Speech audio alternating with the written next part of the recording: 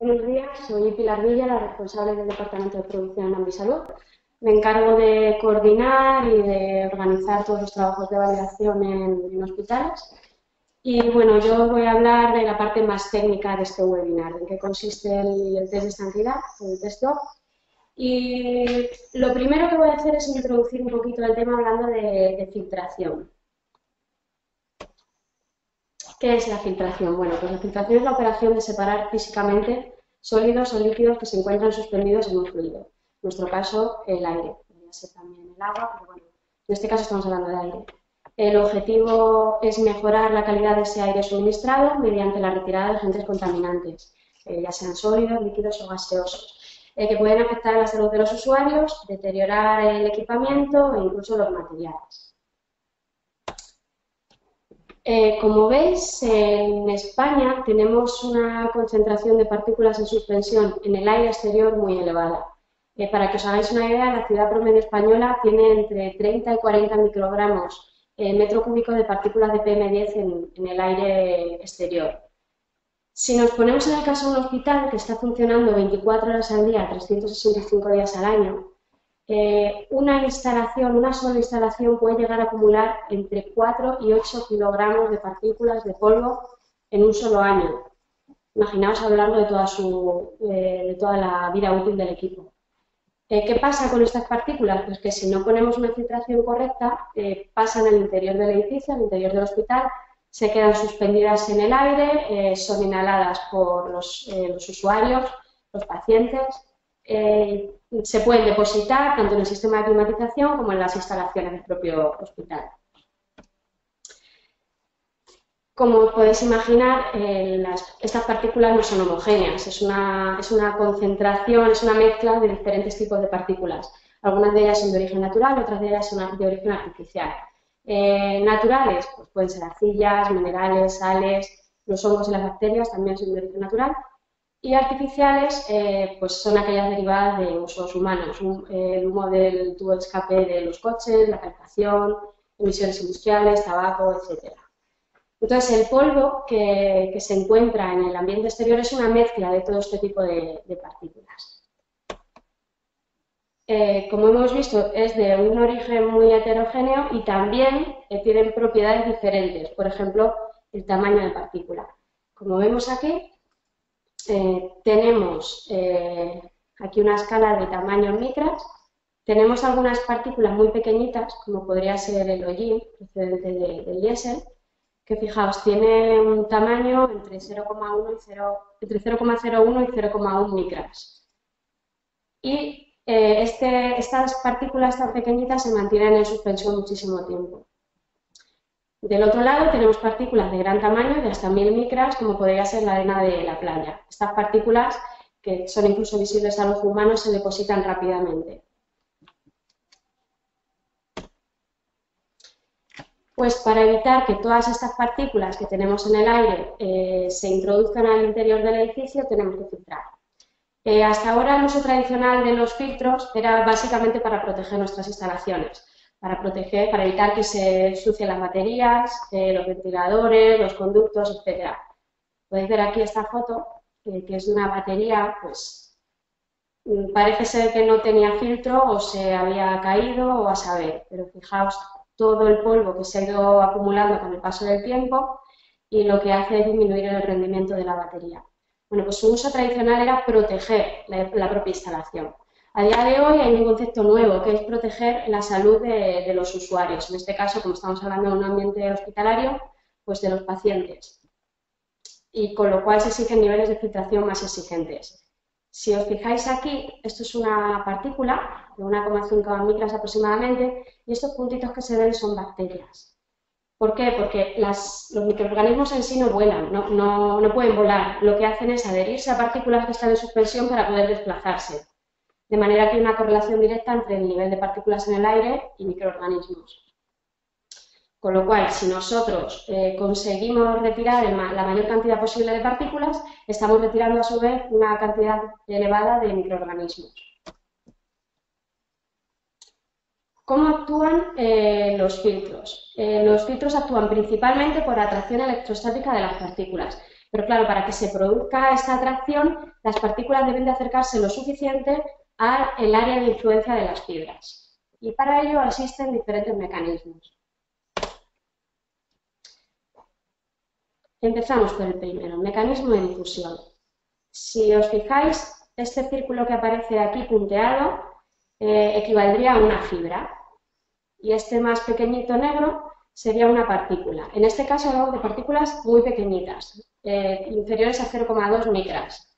Estas partículas no siguen el movimiento del flujo del aire, sino que continuamente van cambiando de dirección. Un movimiento que se llama movimiento browniano. Entonces, van cambiando todo el tiempo la dirección de su movimiento, entonces se incrementa la probabilidad de que choquen con una fibra y sea atraída por esta. Por tanto, el mecanismo de difusión actuaría atrapando las partículas de menor tamaño. Luego tenemos el mecanismo de intercepción. Este mecanismo básicamente lo que hace es atrapar, o sea, las partículas son de un tamaño grande, superiores a 0,5 micras, que siguen la trayectoria del aire y se encuentran con una fibra. Son de gran tamaño y por lo tanto es difícil que no choquen con alguna de ellas. Y por último tendríamos el tercer mecanismo, que sería el de impacto inercial. Son también para partículas de mayor tamaño y estas partículas lo que hacen es seguir el flujo del aire. Pero cuando este flujo cambia, porque cambia la trayectoria porque se encuentra con fibras cercanas, la partícula puede seguir el movimiento inercial y puede quedar atrapada por alguna fibra. ¿Veis? En este caso, el aire tiene que esquivar estas partículas, hace así un cambio de dirección y sin embargo la partícula sigue de forma inercial y choca contra la fibra. Este sería el tercer mecanismo de filtración. ¿Qué pasa?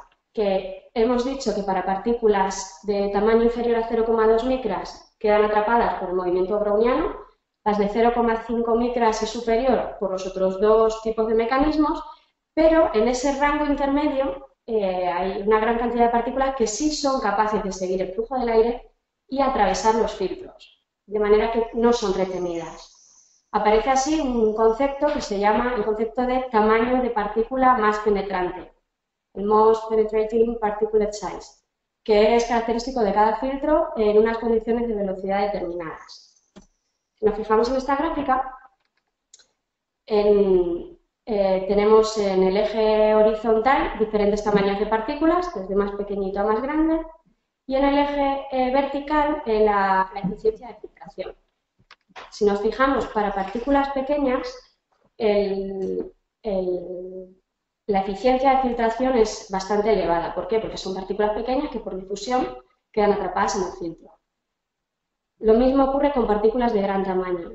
Por el movimiento de inercia y por intercepción quedan atrapadas en los filtros, pero ese rango de partículas intermedios son los que son más difícilmente retenidos por el filtro, ¿vale?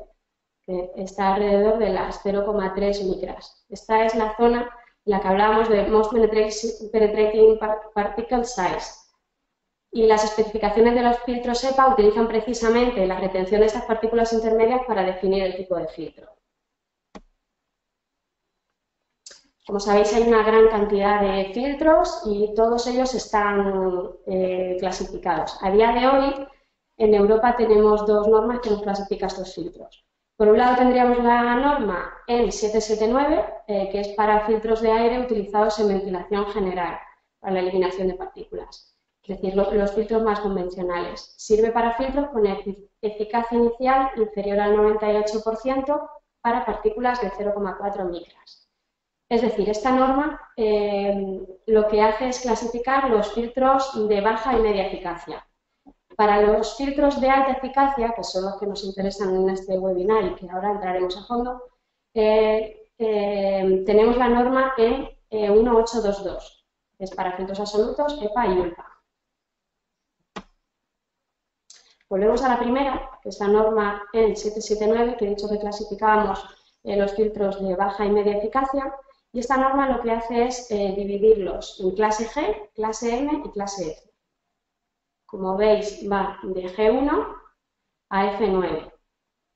G1 sería el de menor eficacia de filtración, como veis solo filtraría partículas muy gruesas, y el F9 es de este grupo el de mayor eficacia de filtración tendría. Bueno, los habréis visto muchísimas veces, son filtros de este tipo, de manta, podemos tener como manta plisada, bueno, pues aparecen en diferentes formatos. Normalmente los de tipo G se utilizan como prefiltros, aunque bueno, todavía hay bastantes instalaciones antiguas que únicamente disponen de esta etapa de filtración. Si hicieran cualquier cambio de instalación, ya tendrían que actualizarlo conforme a RITE e incrementar las etapas de filtración. Los filtros tipo M y F son un poquito más eficientes, tienen mayor eficacia de filtración y bueno, aparecen ya en estos formatos, como unas estructuras, como unos cajones en forma de bolsa o aquí con una estructura sólida. Y entramos en los filtros que nos interesan, que son los filtros de alta eficacia. Son los filtros EPA y ULPA. Y están clasificados desde la clase E hasta la clase de E10 a U17. ¿Vale? Los más habituales que nos encontramos en quirófano y en farmacias y en las cabinas de flujo laminar son los H13 y H14. Entonces, el E10 sería el de menor eficacia de filtración y el U17 el de mayor. Como veis, este U17 filtra hasta el 99,999995%. Es muchísimo. Se presentan en este formato, también son cajones, una media muy plisada. El RITE, que os he hablado antes, Ana, de él, fue modificado y se endurecieron los criterios de filtración. Ahora se dice que las etapas de filtración sean de mayor eficacia. No sé si conocéis el concepto de IDA y de ODA. Para los que no lo conozcáis, hablo rápidamente de lo que significa. IDA es Indoor Quality Air, es la calidad de aire interior. Entonces está clasificada de IDA 1, que serían aquellos centros donde necesitan unos requisitos de calidad de aire interior más exigentes, hasta IDA 4, que serían menos exigentes. Los hospitales, clínicas, laboratorios se encuentran dentro de este grupo. Dentro del grupo IDA 1, se necesitan unos requerimientos de calidad del aire muy buenos. Y ODA es Outdoor Quality Air, es la calidad de aire exterior.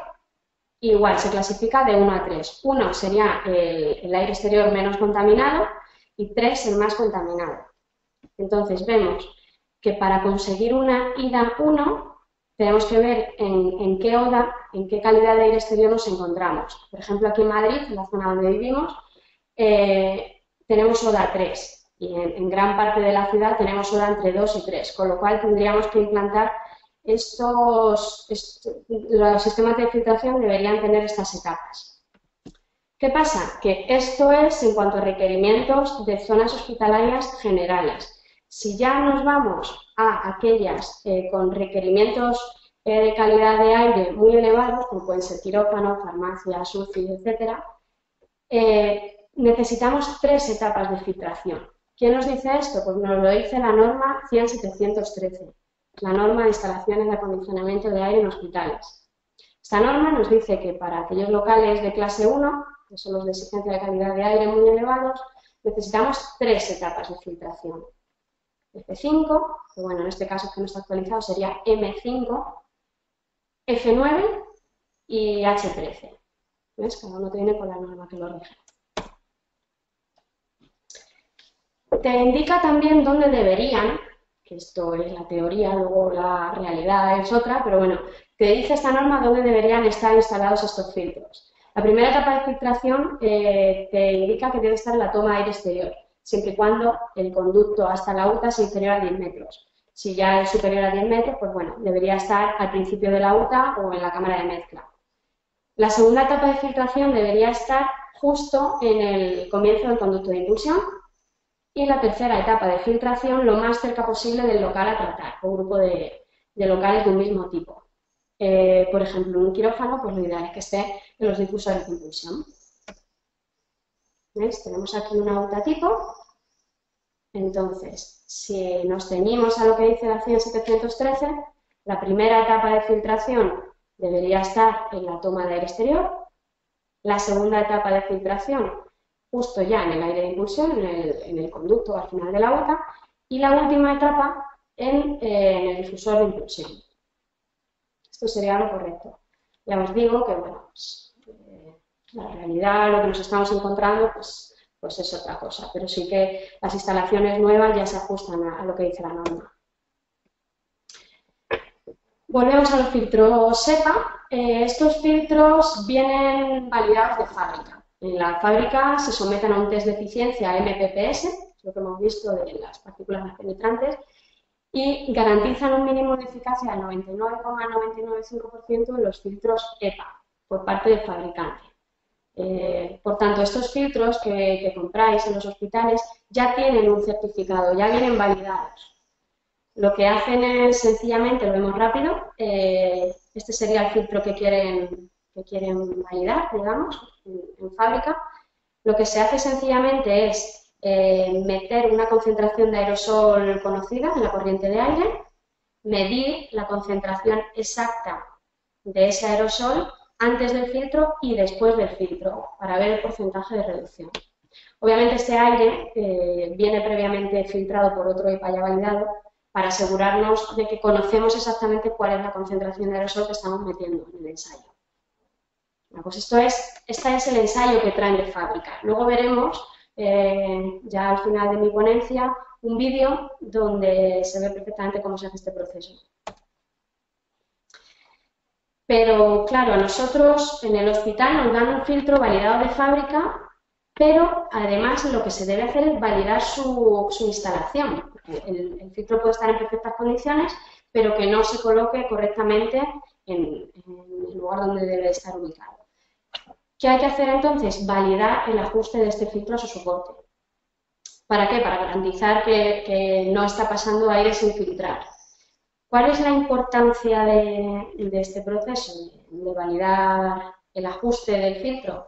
Pues obviamente en quirófanos, en hospitales, evitar infecciones, tanto en quirófanos como en habitaciones inmunodeprimidos, en la UCI, etc.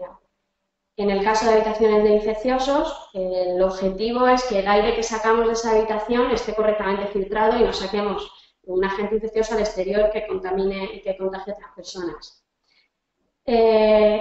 Se ha comprobado que hay una correlación entre las fugas en filtros EPA y los recuentos microbiológicos en el ambiente. Entonces, es importante evitar las infecciones. También es importante, en el caso de farmacias, por ejemplo, en las cabinas de flujo laminar, es importante evitar la contaminación del producto, porque producto que queda contaminado es producto que no sirve, ¿vale? Entonces, se para el proceso y esto ¿qué supone? Pues supone un coste económico para el hospital, para la farmacia. ¿Por qué? Porque tienes productos defectuosos, tienes tiempos de inactividad, puedes tener incluso litigios e infecciones, cambios innecesarios de filtros. Esto nos lo hemos encontrado muchísimas veces, que se detecta contaminación en el ambiente y directamente la culpa la tienen los filtros. Cambia el filtro y te ponen uno nuevo sin comprobar si ese filtro está bien ajustado o no. Entonces, se están haciendo cambios innecesarios de filtros sin hacer previamente la prueba. Bien, pues entramos ya, por fin, a cómo validar estos filtros EPA. Pues tenemos dos métodos. Por un lado tendríamos con un contador de partículas, que lo vamos a ver muy rápidamente por encima, porque no es el objeto de este webinar, y el test de estanqueidad, test de humo, test DOT, tienen diferentes nombres, que es el que nos interesa. En ambos casos el objetivo es el mismo, es confirmar que está correctamente ajustado al soporte, que no tiene fugas, ni el propio filtro ni su ajuste al soporte. Como hemos dicho, la primera forma de validar la instalación de estos filtros sería a través de la medición de la concentración de partículas en el aire por conteo. Tendríamos un equipo, un contador de partículas que tiene diferentes canales y te mide partículas de diferentes tamaños. ¿Cómo lo hace? Pues básicamente por difracción de rayo láser. El equipo cuenta los destellos generados por las partículas a su paso por un haz de rayo láser. Entonces, la intensidad de ese destello es un indicador del tamaño de la partícula.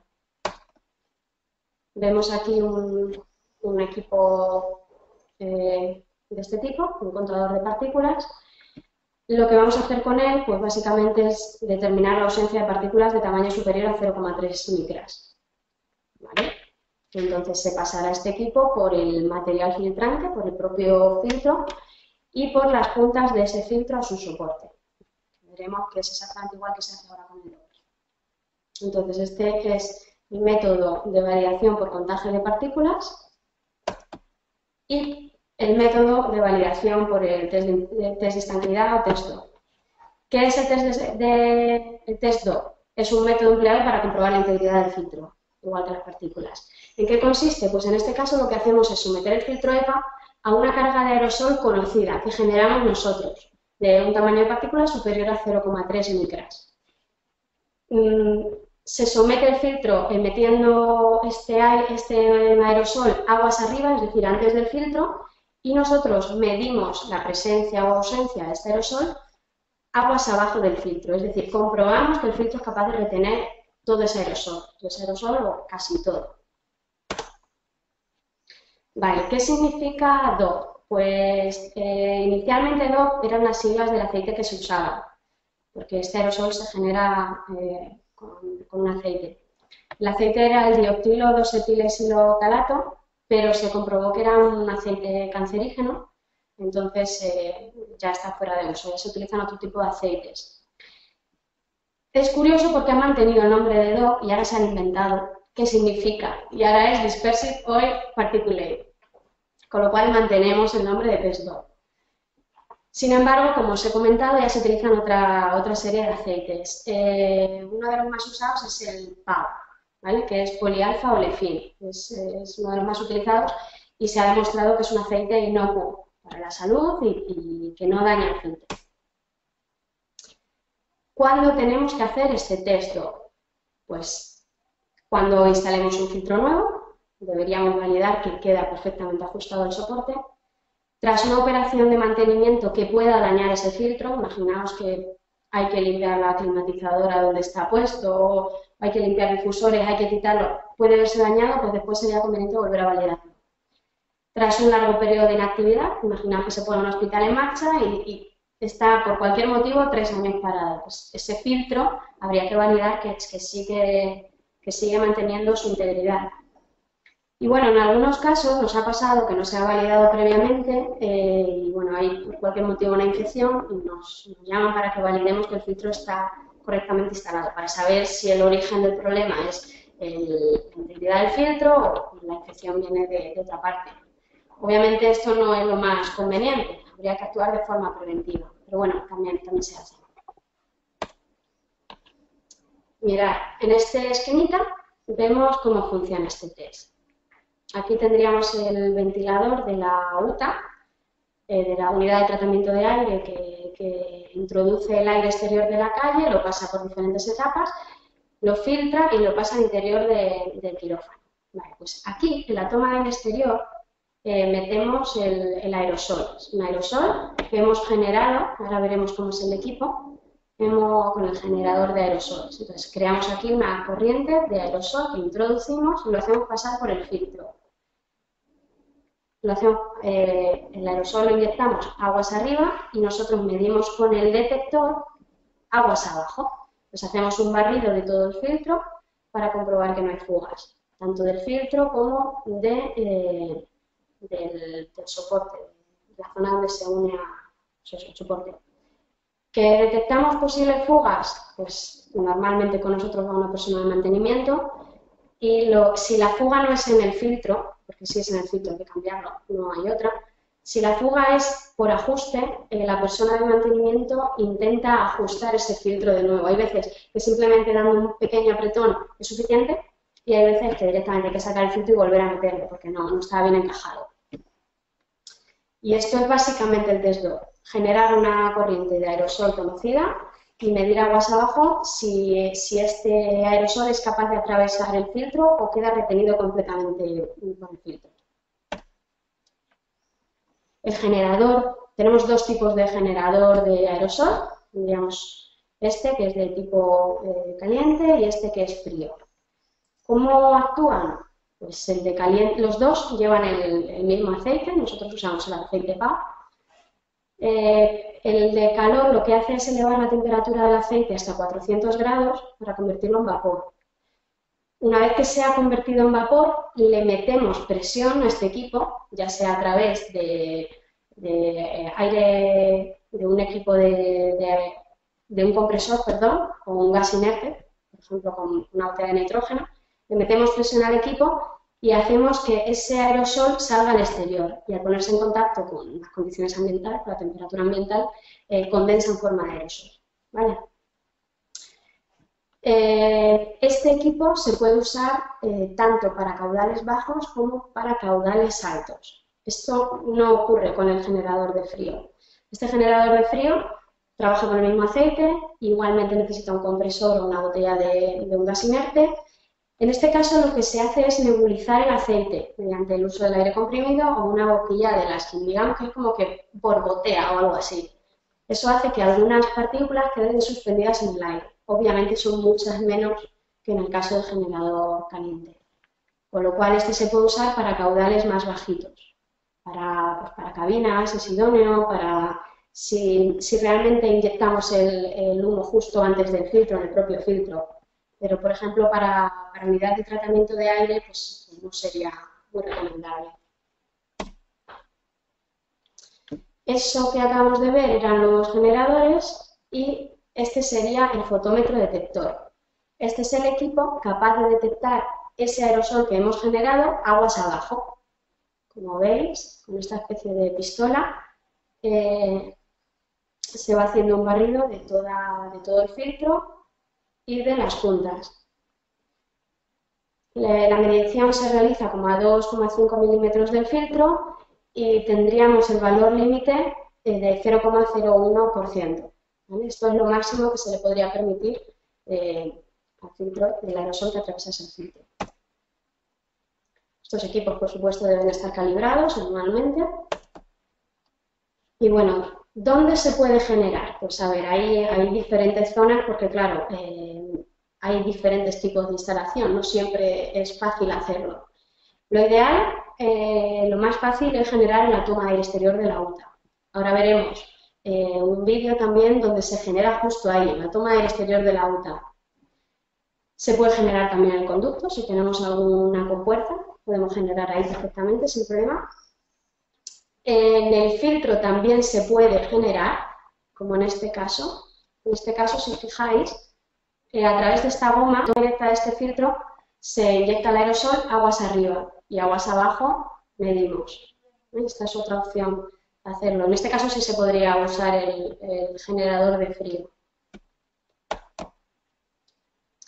O también se puede generar en el retorno de la sala, si la sala tuviera retorno, porque en quirófano no hay 100% del exterior, pero por ejemplo en otro tipo de salas que sí que estén retornando, sí se podría inyectar ahí, o en el retorno de cabinas de flujo laminar. Eso sería la zona donde nosotros generaríamos el humo. ¿Y dónde lo detectamos? Pues obviamente en la malla filtrante, como estábamos viendo en el caso de la imagen anterior, en la malla filtrante, en la punta del filtro, pero a veces tenemos el problema que no tenemos acceso a ese filtro. ¿Por qué? Porque ese filtro esté ubicado en algún sitio que aguas abajo no podamos ver esa cara, por ejemplo, cuando está en conducto. Entonces, en ese caso, lo que se podría hacer es medir en el conducto. ¿Veis? Este es un caso en el que tenemos el filtro ubicado en un conducto. Le hemos inyectado el aerosol. Lo ideal sería medir aquí para hacer un barrido de todo el filtro y de su ajuste, pero si no se puede, también podríamos ver en esa corriente de aire de impulsión la cantidad de aerosol que es capaz de atravesar el filtro. La diferencia es que en este caso, si medimos aquí, podríamos tener una medida cuantitativa, podríamos saber exactamente si hay una fuga, dónde es, podemos saber si es que el filtro está roto o si es que está mal ajustado. Si medimos aquí y detectamos fuga, no podemos saber si es el filtro o si es el ajuste del filtro. ¿Vale? Esa es la contra que tiene. Pero bueno, que sepáis que se puede hacer así. Y bueno, tengo aquí algunas fotos de algunos filtros que nos hemos encontrado, que hemos detectado fugas, en algunos casos es visible. Aquí no sé si vosotros lo veréis igual de bien que yo, pero este tenía una grieta importante, por aquí, por aquí detectamos fuga, estaba pasando el aire sin filtrar. Puede ser también que la propia goma que mejora el ajuste al soporte también esté rota y por ahí esté pasando aire sin filtrar. O puede ser directamente que te encuentres esto, que es una auténtica obra de ingeniería. ¿Qué decir de esto? Pues que no es lo correcto, que es un poco chapucilla. Así no se debe hacer bien el ajuste. El filtro, la estructura debe ser adecuada. Y obviamente fugaba por todos sitios. Bueno, por último, pues hablar de los pros y los contras de este método frente a la validación con partículas, con el método de contagio de partículas. Inconvenientes, básicamente es que es un equipo muy voluminoso. Ahora veréis el vídeo, pues son equipos grandes que tienes que ir cargando con el compresor o con la botella de nitrógeno. Y bueno, el aceite huele un poquito. Es un aceite completamente inocuo, pero sí que tiene un poco de olor. ¿Vale? Ventajas, es un método muy fiable, detecta fugas muy pequeñas y se pueden validar, como he dicho, filtros EPA ubicados en UTA y en conducto, que de otra manera no se podría validar con el contador de partículas. También con respecto al contador de partículas, aquí tú sabes exactamente cuánto aerosol estás generando antes del filtro y después del filtro. El de partículas es más complicado saberlo porque te puede llevar partículas que estén depositadas en el conducto, es más complejo. Entonces, bueno, os voy a poner un par de vídeos para terminar ya con mi presentación. Bueno, lo he puesto un poco acelerado porque si no era demasiado largo, entonces por eso va un poco deprisa y lo veis también un poco a trompicones. Aquí lo que estamos viendo es un equipo generador de humo ¿veis? La ha unido a un compresor y aquí está generando el aerosol. Esta es la parte de aguas arriba. ¿Ves? Como pone aquí. Upstream. Entonces aquí estamos generando el aerosol. A ver si vuelve. Vale. Estamos generando el aerosol, estamos midiendo cuánto aerosol hay ahí. Y este es el equipo detector, al cual le estamos diciendo cuánto humo hemos generado antes del filtro. Entonces lo vamos a medir ahora mismo.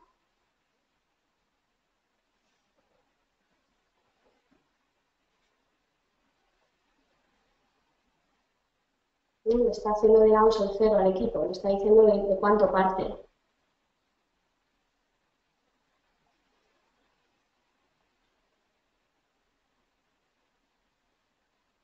Vale, pues ahí tenemos la medida. Entonces, ahora lo que vamos a hacer es ver cuánto de ese aerosol que hemos generado es capaz de atravesar el filtro. Entonces, vamos a validar ese filtro.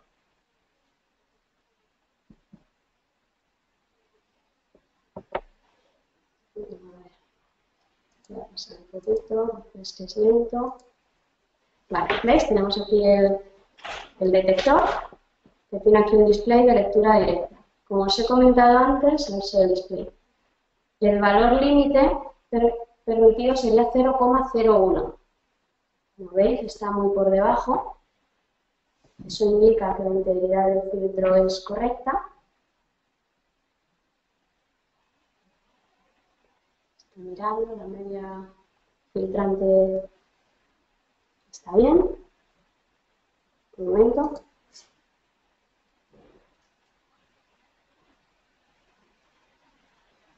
A ver si pillo el momento exacto. ¿Veis? Ahí el equipo está detectando fuga. A ver, ¿ves? Detecta fuga. Y de hecho, este tiene una luz roja que se enciende cuando detecta la fuga. Con lo cual, estamos viendo que este filtro no pasaría el test. Este es el test que se le está haciendo en fábrica, ¿eh? Seguimos adelante. Y creo que he detectado otra fuga. Pero bueno, probablemente ya mira, ahí tiene otra fuga. Vale. ¿Ves? Ahí está midiendo el aerosol por encima de los valores límites permitidos. Ahí se ve muy claro. Pues una vez que ya se le ha hecho el barrido a todo el filtro, al detector se le introducen esos datos muestreados. Y en este caso, este detector, que es muy avanzado, ya te dice si el equipo, o sea, perdón, si el filtro es válido o no. ¿Ves? Me está diciendo, a ver, nos estaba diciendo que no lo es. Está dando un valor de promedio 0,0038, que este sí estaría bien, pero fijaos, tiene valores altísimos. Con lo cual, este filtro no es válido, no ha pasado el test. Este sería el test que se le hace en fábrica. Y luego, pues un vídeo muy corto, porque no he podido grabar otro mejor, pero bueno, sí os puede servir para haceros una idea. Esto sería lo que hacemos nosotros en campo. Aquí estamos generando, justo la entrada de la UTA. Como veis, va conectado a una botella de aire comprimido, en este caso de nitrógeno. Generamos el aerosol con un generador caliente. Veis que es un aerosol que se ve perfectamente visible. En este caso, el filtro EPA está ubicado en la propia UTA y lo que vamos a hacer es medir con el detector aguas abajo. Se ve regular también, pero bueno, para que os hagáis una idea de cómo sería en campo. Y bueno, yo con esto he terminado mi parte, espero que haya sido interesante y bueno, ahora doy paso a Poli para la ronda de preguntas.